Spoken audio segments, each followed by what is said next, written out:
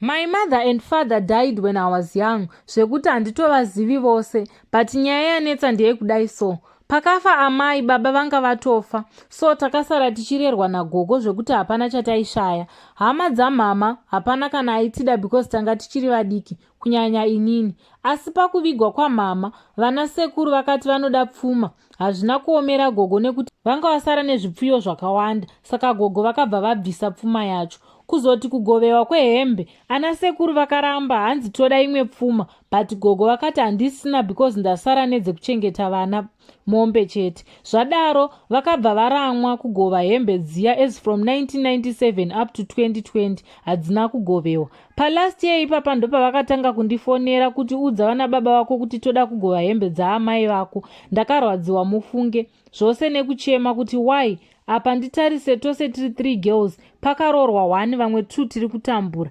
But now gogo vedu vakatirera vakura, tinovachengeta zvatinokwanisa sevazukuru. Saka ndine mubvunzo wohama kuti kubva 1997 to 2021 pachawanikwawo here zvinhu zvekuti zvichagovewa kana ndimiwo hakusi kutsvaga mashoko here, because vana baba ndakavaudza vakati hatina kuzviwa, ivo ngavauye apa hembe dzamama dzapera nemakonzo.